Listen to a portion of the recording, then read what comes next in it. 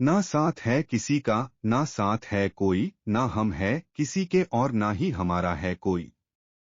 पता नहीं कब खत्म होगी ये जिंदगी, दुख इतना है जीवन में कि सच में अब जीने का मन नहीं करता।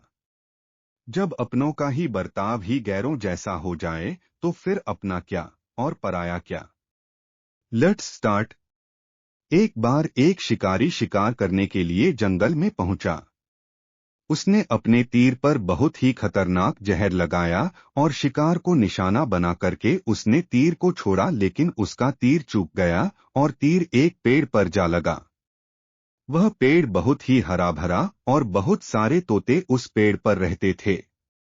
जैसे ही वह जहरीला तीर उस पेड़ पर जाकर लगा, वह पेड़ धीरे धीरे सूखने लगा और उस पेड़ पर जो भी तोते रहते थे वह एक एक करके उस पेड़ को छोड़कर जाने लगे। उस बड़े से पेड़ के कोटर में एक बहुत ही बूढ़ा तोता रहता था जो बहुत ही धर्मात्मा और अच्छे मन का था।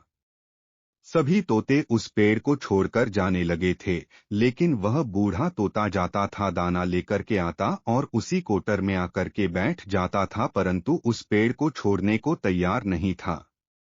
बूढ़े तोते के साथियों ने कई बार आकर के उसे समझाया कि यह पेड़ सूख रहा है और किसी दिन गिर भी जाएगा, चलो किसी और पेड़ पर चल कर रहा जाए, परंतु वह बूढ़ा तोता वहां से जाने को तैयार नहीं हो रहा था।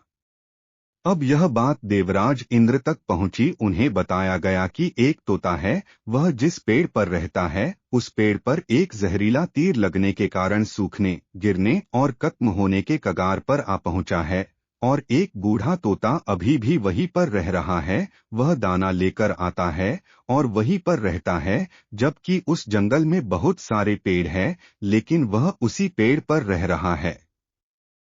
देवराज इंद्र प्रकट हुए और उस बूढ़े तोते से कहने लगे कि आप बहुत धर्मात्मा है, बहुत ही अच्छे मन के हैं, लेकिन आप इस पेड़ को छोड़कर किसी और पेड़ पर चले जाइए, क्योंकि यह पेड़ कुछ ही दिनों में गिर जाएगा।